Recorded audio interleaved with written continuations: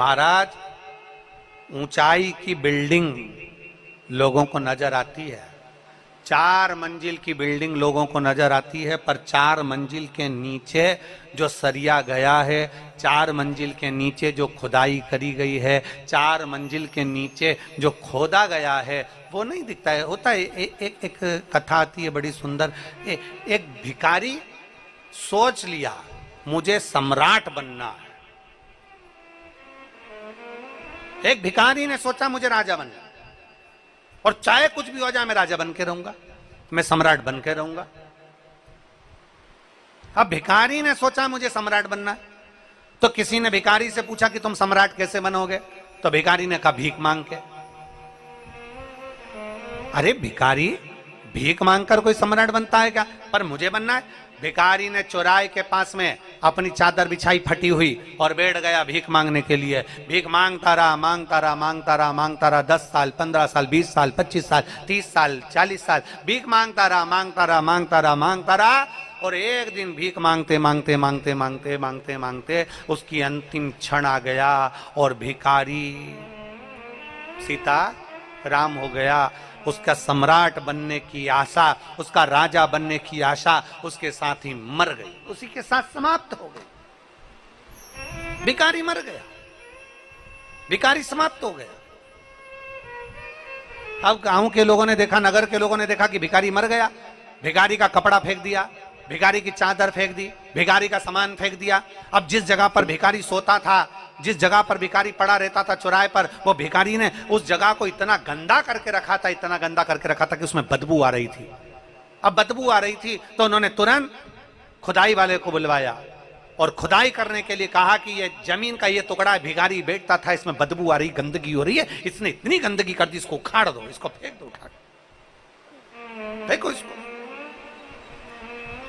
बुलाया, JCB machine वाले को बुलाया होगा, खड्डा खोदने वाले को बुलाया होगा, और बुलाया गया। और बुलाने के बाद में जैसे ही खड्डा, भिखारी जहां बैठता था, सोता था, उस जगह पर जैसे ही खड्डा खोदा, खोदते से ही भिखारी के नीचे से सोना, पैसा, धन, दौलत ढेर सारी निकली, ढेर सारी।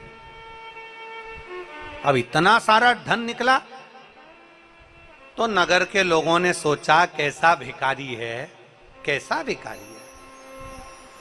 थोड़ा सा अगर नीचे खोद लेता और इतनी सारी दौलत उसे प्राप्त हो जाती तो वैसे ही सम्राट हो जाता। जिंदगी भर भीख मांगते मांगते मर गया, पर खुदाई नहीं करा, खोदा नहीं, और सम्राट बनने का आशा लेकर मर गया। थोड़ा सा खोदता तो उसमें से धन मिल जाता, धन मिल जाता तो सम्राट बन जाता। अर्थात शिव महापुराण की कथा कहती है हम भी ऐसे ही हैं, हम और आप सब एक जैसे हैं। दुनिया से कहते हैं ऐसा कर दीजिए भैया, ऐसा कर दीजिए भैया, हम दुनिया से भीख मांगते हैं।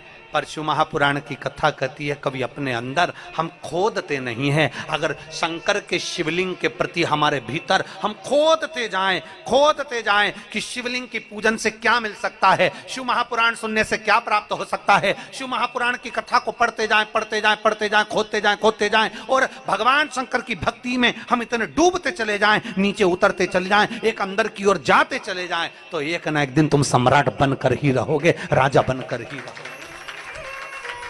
अंदर नहीं खोद रहे, हम केवल बाहर से सब कुछ कर रहे हैं। हमारा ये काम बिगड़ गया, हमारा ये काम अच्छा हो गया, हमें ये मिल जाता, हमें वो मिल जाता। हम केवल एक आस लेकर जी रहे, पर हम भीतर नहीं झांक रहे, भीतर नहीं जा रहे।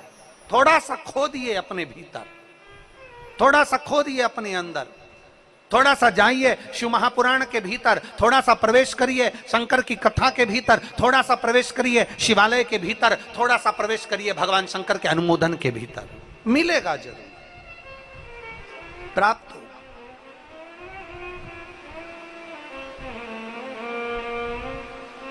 और मैंने तेरे ही भरोसे बाबा, तेरे ही भरोसे हवा बिच उड़ती जावांगी, बाबा डोर हथो छड़ी ना मैं कटी जावांगी, भोले मैं तेरी पतंग, शंभो मैं तेरी पतंग, हवा बिच उड़ती जावांगी, बाबा डोर हथो छड़ी मैं कटी जावांगी। हम अपने भीतर नहीं खोद रहे हैं, हम अपने भीतर नहीं झांक रहे हैं, हम अपने भीतर नहीं जा रहे हैं।